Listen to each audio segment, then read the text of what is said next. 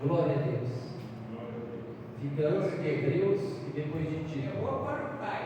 Glória a Deus. Tem apenas um versículo, um capítulo, 25 versículos. Encontrou a glória a Deus. Exaltado seja o Rei da Glória. Dá até para gravar esse livro, né? Essa pequena carta de cor. Dá para gravar, só tem 25 versículos. Aleluia, Jesus. Filemão,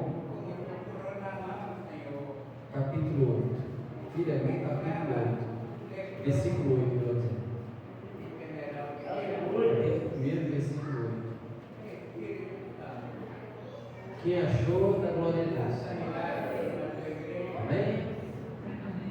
Está escrito assim: pelo que ainda que tem em Cristo grande confiança para te mandar o que te convém, todavia peço-te, antes por amor, sendo eu tal como sou Paulo, o velho, e também agora prisioneiro de Jesus Cristo, peço-te por meu filho Onésimo, que gerei nas minhas prisões, ao qual outro tempo te foi inútil, mas agora a ti e a mim muito útil, eu o tornarei a enviar, e tu torna a recebê-lo como ao meu coração. Fala assim comigo, Jesus. Fala comigo.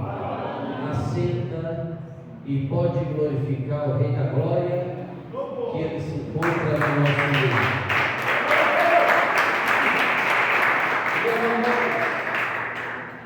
Nós estamos vivendo na sexta dispensação. Quem sabia disso? A sexta dispensação. A primeira dispensação é a dispensação da inocência. Adão e Eva inocente no jardim do Éden. A segunda dispensação, dispensação da consciência. Adão e Eva expulsos do jardim do Éden, consciente do seu pecado. A terceira dispensação, a dispensação do governo humano. A quarta dispensação, a dispensação patriarcal, Abraão, Isaac e Jacó. A quinta dispensação, a dispensação da lei. E nós estamos vivendo na dispensação da graça. A última dispensação é a dispensação milenar. Jesus Cristo vai reinar 1000 anos, literal, juntamente com toda a noiva dele, no reinado dele aqui na terra. Então, meus irmãos, quando a gente olha para a Bíblia Sagrada, a gente vai ver que a lei Moisés recebeu no Monte Sinai. Antes de Moisés não tinha lei. Deus deu um mandamento para Adão e Eva, para não comer do fruto que estava no meio do jardim. Mas ainda não tinha lei. A lei foi dada para Moisés no Monte Sinai. E se você for olhar, meus irmãos, a vida de Paulo, que era Saulo, e agora se tornou o bandeirante do Evangelho, você vai notar, meus irmãos, que ele era um homem que era fariseu, um homem doutor da lei, advogado. Basta somente os irmãos lerem em Atos 20 em diante, que ele não precisou de um paracleto para defender, ou por que dizer, ele não precisou de um advogado para defendê-lo. Ele mesmo fez a sua alta defesa diante do rei Agripa. Os irmãos podem observar em Atos dos Apóstolos.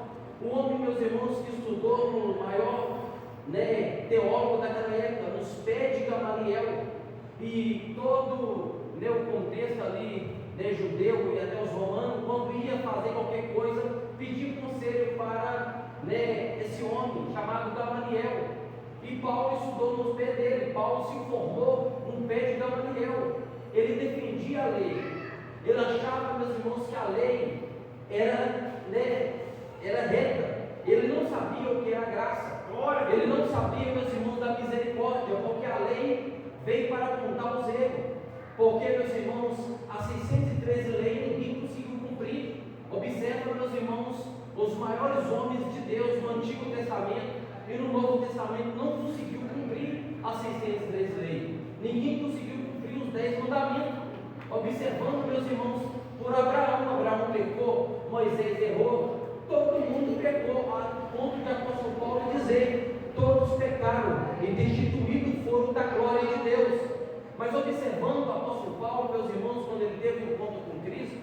A Bíblia vai dizer que ele foi até em Damasco, pegou carta com um sacerdote para perseguir os cristãos, para colocar os cristãos em prisão. E ele respirava ameaça de morte, ao ponto, meus irmãos, da Bíblia dizer que ele era um carrasco. Ele pegava os cristãos e colocava na prisão. Observa que Estevão morreu, né? Que as roupas dele ficou no pé de Paulo. Então a gente vai ver, meus irmãos, que Paulo agora, depois que ele teve encontro com Cristo, ele ficou na casa de Judas, não Judas Iscariote, ele ficou na casa de Judas, e o Espírito Santo de Deus falou com Ananias: vai na rua chamada direita, coloca a mão sobre a cabeça de Saulo, porque ele está orando. E Ananias começou a questionar Deus, começou a questionar a vontade de Jesus. Jesus falou assim: olha, para você ele é inútil, mas para mim ele é útil, para mim ele é um vaso escolhido. Por isso que a gente não pode contar defeito de ninguém.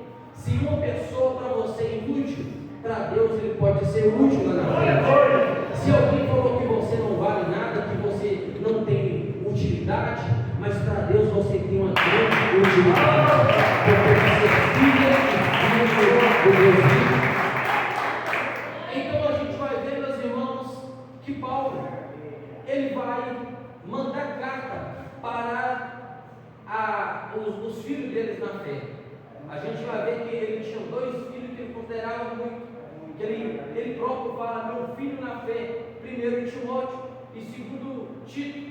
Tito ele colocou na igreja de Creta como se fosse uma setorial, uma sucursal para levantar presbítero e diácono naquela época. Então a gente vai ver, meus irmãos, que o trabalho de Paulo era muito organizado. Ele largou, meus irmãos, a vida errada que ele andava, ao ponto dele dizer: esquecemos da lei e morremos para aquilo que estava retido, andando não na velhice da letra, mas em novidade de espírito, porque a letra mata, mas o espírito vivifica. Ele sabia, meus irmãos, aleluia, que aquele que andava segundo a lei, aquele que andava segundo, meus irmãos, o judaísmo, segundo a lei dos fariseus, só apontava o pecado, não tinha misericórdia de ninguém, não abraçava os leprosos, não estendia a luta da prostituta. Então, depois que Paulo teve um encontro com Cristo, a vida dele foi mudada. E Paulo, meus irmãos, por causa do amor do Evangelho, ele passou por momentos, meus irmãos, de dificuldade na vida dele. Ele foi preso várias vezes, ele apanhou, tomou chicotada. Uma vez ele fingiu que estava morto, porque senão o povo ia acabar matando ele. Uma vez ele teve que descer diante de um cesto, no muro de Jerusalém, para fugir, porque os judeus estavam caçando ele para matar ele. Então a gente vai ver que a vida de Paulo, meus irmãos, para ser um bandeirante do Evangelho, foi um ministério sofrido. Mas ele fala: eu tenho as marcas de Cristo na minha vida, porque o Evangelho, meus irmãos, não é oba-oba, o Evangelho é renúncia. E quem quer renunciar? Às vezes, meus irmãos, coisas que você acha que está sendo bom para você, mas para o nosso Deus não está sendo, porque o Evangelho é renúncia, é renunciar às nossas próprias vontades e fazer a vontade daquele que nos chamou. Aleluia, Pai. Meus irmãos, as 13 cartas de Paulo, que ele enviou, meus irmãos, para a igreja de Roma, a igreja de Coríntio, os irmãos que estavam lá em Colossos. A gente vai ver, meus irmãos, que essa única carta não foi uma carta pastoral, pastor, foi uma carta paternal. Porque, meus irmãos, aqui há 3 personagens principais nessa carta, que uns teólogos falam como um bilhete, porque só tem 25 versículos. Então, você observa, meus irmãos, que os 3 personagens principais é Paulo, Filemon e Onésimo. Paulo, Filemon e Onésimo. Filemon, meus irmãos, também era como se fosse um filho de Paulo. Paulo ganhou ele para Jesus. Ele tinha uma igreja que abriu dentro da casa dele lá em Colossos. Você já viu falar da cidade de Colossos? Uma cidade, meus irmãos, que tinha uma água fria, uma água tranquila, aonde muitas pessoas que moravam em Roma, pessoas ricas que tinham muito dinheiro, tinha casa lá em Colossos para passar o verão. porque lá tinha uma água fria. Observa, meus irmãos, uma cidade que estava muito perto de Colossos, que todo mundo aqui conhece, a cidade, meus irmãos, de Laodiceia, que não tinha fonte própria, porque de Colossos tinha água fria e de Herápolis tinha água quente. Então as duas águas se encontravam e ia até chegar até a igreja, até a cidade, melhor dizendo, de Laodiceia, ao ponto de Jesus fazer uma comparação dizendo: olha, você não é quente, você não é frio, você é morno, eu estou prestes a vomitar você da minha boca. Só que um viajante que ia viajando e chegasse até lá, naquela cidade, bebesse aquela água, a água era morna, estava ânsia de vômito. Então a gente conhece essa cidade. Filemon tinha uma igreja dentro da casa dele, porque as igrejas começaram dentro da casa das pessoas. Observa quando Paulo viajou, meus irmãos, lá para Filipe. A Bíblia vai dizer que a igreja começou dentro da casa de Priscila e Áquila. Eles convenceram o apóstolo Paulo, mas o seu amigo Silvano, que tem um sobrenome Silas, a ficar na casa dele por enquanto ele ministrava a palavra.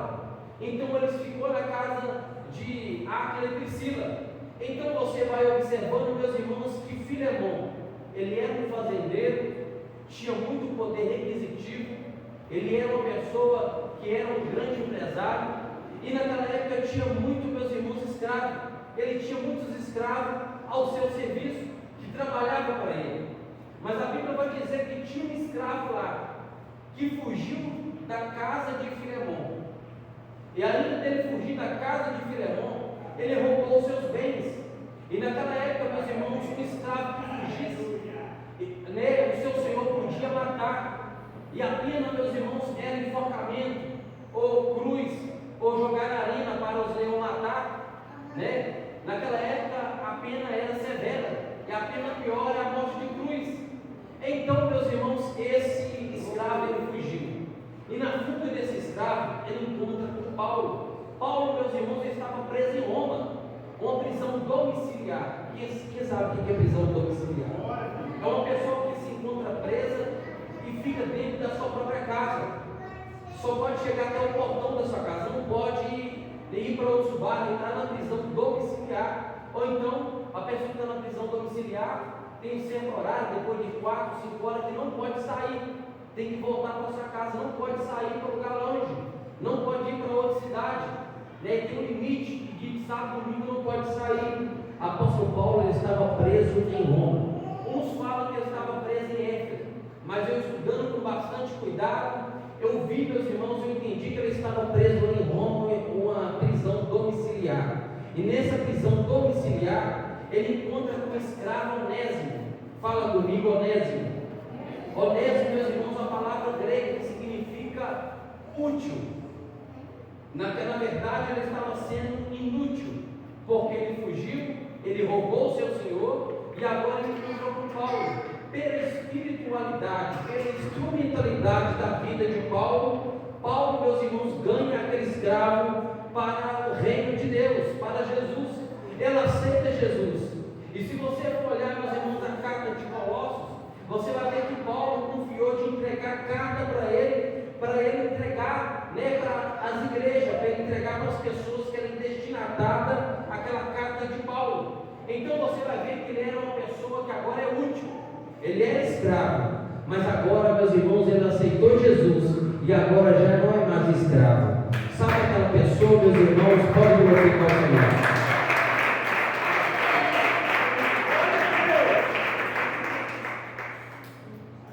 Então você vai observar, meus irmãos, que agora apóstolo Paulo fala com ele: olha, eu vou escrever uma carta e você vai entregar essa carta para o seu senhor, porque na lei você está errado.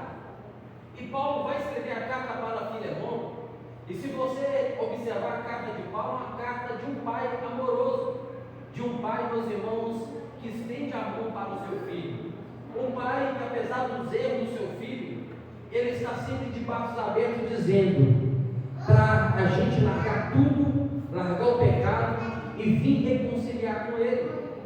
Então a carta de Paulo é uma carta amorosa, é uma carta de pai para filho. E ele vai escrever a carta para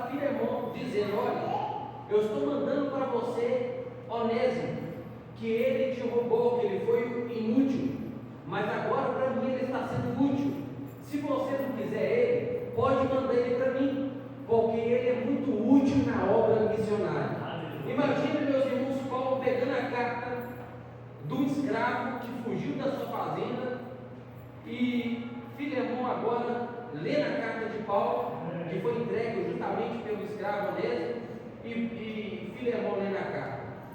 E a carta está sendo recomendada para que Filemão dê uma carta de alforria, que liberte Onésimo. E Paulo ainda vai falar mais: você não esquece que você me deve. Você me deve a sua própria vida. Ninguém sabe, meus irmãos, o que aconteceu, mas Paulo também, aleluia, ele salvou a vida de Filemão. Porque, meus irmãos, ele falou: olha, para eu não ser ingrato, apesar que eu tenho autoridade, eu te peço que você liberta ele. Se ele está te devendo, você pode colocar na minha conta que eu vou te pagar. Há uma história, meus irmãos, justamente com uma paralela da história de Jesus Cristo. Outrora, meus irmãos, nós éramos escravos do pecado.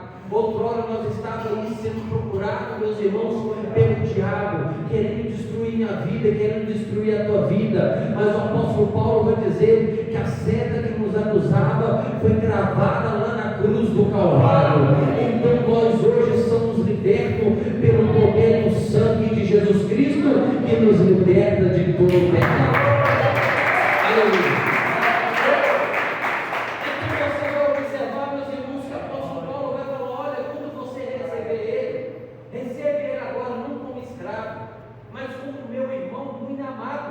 Recebe ele como se você estivesse recebendo o meu coração. Imagina, meus irmãos, se um filho seu ou um pai seu escrevesse uma carta para você, te pedindo algo, você negaria para ele? Eu acredito que não. Porque se um pai ama um filho e um filho ama o pai, ele vai receber, meus irmãos, a orientação do pai. Foi justamente o que o apóstolo Paulo falou para Filemão: quando você receber ele, recebe ele como você estivesse recebendo o meu coração. Ou que eu quero dizer, se você estiver recebendo ele, você está recebendo a mim.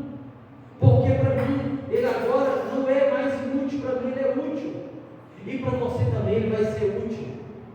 Meus irmãos, Filemão não negou o pedido de Paulo. Logo, meus irmãos, ele foi liberto. Sabe por quê?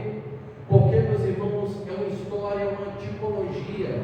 A mesma história, meus irmãos, de Jesus Cristo. Quando a Bíblia vai dizer em Isaías capítulo 6, o chamado de Isaías, do capítulo 1 ao capítulo 5, Isaías era um profeta que profetizava juízo. Ele apontava o dedo para as pessoas dizendo: ai daquele que levanta cedo para beber, ai daqueles que falam mentira, ai daqueles que bebem vinho, ai dos que falam mal bem, bem fala mal. Mas quando chega no capítulo 6, ele vê a glória de Deus, o ai muda, ele vai dizer: ai de mim, porque sou pecador e vi a glória de Deus.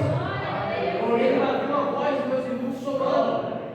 E o que está escrito, chamado de Isaías. Isaías, meus irmãos, foi um profeta messiânico do capítulo 6 em diante, porque ele profetizou, meus irmãos, a vinda do Messias, Jesus Cristo. Observando, meus irmãos, que uma voz soou: a quem enviarei e quem há de ir por nós? Amém. Uma voz vai soar dizendo: eis-me aqui, envia-me a mim. É o próprio Jesus Cristo, meus irmãos, que ele se apresentou diante do Pai. O nosso Deus mandou Moisés, Moisés falhou. O nosso Deus mandou Abraão, Abraão falhou. O nosso Deus mandou Davi, o homem segundo o seu coração. Davi também falhou. Davi falhou, meus irmãos. Mas Deus não espera que você não fale, que você não pegue. Deus, ele espera que você dobre o teu joelho, coloque a sua cola no pó e humilhe pedindo ele misericórdia. Porque aquele, meus irmãos, que confessa o seu nome, alcança a misericórdia da parte do Senhor. Então a gente vai ver, meus irmãos, que Davi errou. Observa que Davi, meus irmãos, manda buscar a arca, que estava 20 anos, meus irmãos, escondida na casa de um homem. E quando ele foi buscar a arca, porque Davi não queria reinar como Saul, Davi, meus irmãos, queria reinar com a presença da arca. A arca, meus irmãos, é um símbolo do Espírito Santo, porque dentro da arca, meus irmãos, tinha o vaso de ouro, o maná dentro, e a vara de Arão e as tábuas dos 10 mandamentos. Então, meus irmãos, quando Davi mandou pegar uma carroça nova, um boi novo, para buscar a arca, Davi ele fez de bom agrado. Ele fez aquilo, meus irmãos, porque ele sentiu que Deus ia gostar daquilo, mas nem tudo que a gente pensa que Deus está gostando, Deus não está gostando. Porque, meus irmãos, a arca foi feita, meus irmãos, para os levitas carregar. A presença do Espírito Santo não é carregada, meus irmãos, em boi. A presença do Espírito Santo é carregada na minha vida e na sua vida, porque o Espírito Santo de Deus habita na minha e na sua vida. Observa, meus irmãos, que usa. Ele colocou a mão na arca, porque ele sabia, meus irmãos, que ia ter uma grande mortandade ali, como diz muitos teólogos. Por quê? Porque quando, meus irmãos, a arca chegou em certo lugar, eles abriram a arca só para ver o que tinha na arca. 50.000 homens morreram. E agora, meus irmãos, a arca, o boi tropeça. Usa, meus irmãos, pulou na arca, para não deixar a arca cair nem abrir a arca. Porque se a arca abrisse ali, Davi, todo mundo ia morrer no mesmo instante. Usa, meus irmãos, e pulou na arca, então não deixou a arca abrir. Na mesma hora, Deus matou ele. Observa, meus irmãos, por causa de um homem que morreu, ele salvou a vida, meus irmãos, de Davi e de todos os seus soldados, de todo mundo que estava ali. Jesus Cristo, ele veio e morreu, meus irmãos, porque se ele não tivesse morrido, nós estávamos sentenciados ao fogo do inferno. Foi preciso de um morrer no meu e no seu lugar. Então, se você observar, meus irmãos, Deus mandou um, Deus mandou outro, e todo mundo falhou. Apóstolo Paulo, ele tinha um espinho na carne. Ninguém sabe qual espinho na carne que ele tinha. Mas ele falou: a coisa que eu não quero, eu faço, a coisa que eu quero, eu não faço, a coisa que eu quero, essa eu faço. Que homem miserável eu sou, ou vice-versa. Porque, meus irmãos, porque ele começou a questionar, falou: Senhor, o inimigo, Satanás, veio 3 vezes me esbofetear, me bater. Eu não aguento, eu sou falho, eu sou fraco. Deus falou: Paulo, o meu poder se aperfeiçoa na sua fraqueza, porque a minha graça te basta. A graça do Senhor me basta. A graça do Senhor basta na tua vida. Você falha. Você peca. Mas Deus, ele conhece quando você dobra o teu joelho e pede ele perdão dos teus pecados. Observa, meus irmãos, que Paulo, ele vai falar no capítulo 15, no versículo 15, porque bem pode ser que ele se tenha separado de ti por algum tempo, para que eu retivesse para sempre, não já como servo, antes mais do que servo, como irmão amado, particularmente de mim, quanto mais de ti, assim na carne como no Senhor. Assim, pois, se me tens por companheiro, serve-o com a mim mesmo. Olha o pedido de Paulo para Glória a Deus. Como é que filho é bom ia negar esse pedido? Jesus Cristo falou: Pai, eu descerei lá embaixo e morrerei por causa deles. Eu vou entender o que passa na cabeça deles. Jesus Cristo, meus irmãos, se fez carne e habitou entre os homens. Jesus Cristo, ele teve o mesmo sentimento que eu e você. Ele só não teve o sentimento do pecado. Aliás, ele carregou os nossos pecados naquela cruz. Quando ele estava andando nas vias dolorosas de Jerusalém, nas ruas estreitas de Jerusalém, tomando chicotada, tomando cuspe na cara, ele está levando o peso da cruz nos ombros dele, o peso do meu e do seu pecado. Ninguém sabia o que Jesus estava passando naquele momento, só ele sabia, meus irmãos. Quando ele subiu no Getsêmani, ele olhou, meus irmãos, para baixo, para Jerusalém, ele sabia o que ia passar, e quando ele estava orando, meus irmãos, ele estava suando com gota de sangue, porque ele sabia o que ia passar por mim e por você. Observa, meus irmãos, isso aqui é uma ilustração, essa carta de Paulo a Filemão. Porque, meus irmãos, aqui fala do perdão, aqui fala do confronto, você confrontar o pecado, renunciar. E aqui fala, meus irmãos, do amor paternal. Nas outras cartas, Paulo fala para os irmãos que estão em Roma, eu, Paulo, servo do Senhor Jesus, sou chamado para ser apóstolo. Mas quando chega na carta a Filemão, ele vai dizer: Paulo, prisioneiro de Jesus Cristo, irmão Timóteo, começa a mencionar o nome. E aqui, meus irmãos, ele não estava mais jovem, aqui ele já estava velho. Observa, meus irmãos, a carta ele dizendo: eu, Paulo, o velho, porque a idade passa. E Paulo soube aproveitar a idade dele, fazendo o que era reto aos olhos do Senhor. Então, meus irmãos, esse pedido que Deus ele está fazendo para mim e para você aqui essa noite, um pedido, meus irmãos, importante, é um pedido lá do trono. Pessoas que você acha que é inútil, está na sua casa, às vezes bebe, às vezes, meus irmãos, está no mundo da droga, às vezes ela está no mundo da prostituição. Você tem uma oportunidade daqui, você tem uma oportunidade dali, e às vezes você já largou para um lado, você acha que é inútil para você. Essa pessoa está desse jeito, sabe por quê? Porque é escrava do diabo. Mas quando o Espírito Santo vier sobre a vida dessa pessoa, ela vai largar tudo e se tornar uma nova pessoa na presença do Deus Todo-Poderoso. Jesus, meus irmãos, ele quer que nós estejamos para essa pessoa. Porque amar, meus irmãos, aqueles que nos ajudam, amar aqueles que vêm para nós é fácil. Eu quero ver você amar aquelas pessoas que te perseguem. Eu estava vindo para a igreja, meus irmãos, se fosse para me pregar domingo, eu não tinha nem força para me pregar. Pastor Jeová, ele passou aqui, o Ramon estava sentado na ponta do banco. Pastor Jeová brincou, fez assim com o violão para tocar. Falei: meu Deus, me dá força para mim tocar esse violão. Subi aqui em cima, liguei a guitarra, o pastor Carlos pegou e eu toquei o violão. Mas, meus irmãos, eu passei uma luta grande, uma luta que eu nunca passei quando eu estava vindo para a igreja. Eu não sei se eu cheguei a contar aqui. Eu contei ontem, meus irmãos, eu estava ministrando na segunda bairro do Cruzeiro. Cheguei lá, esperei o Ramon entrar no carro. Nós íamos na igreja no domingo. Na hora que ele entrou no carro, eu falei: Ramon, leva o carro. Aí eu passei do lado do passageiro. Quando ele ligou o carro para ir, veio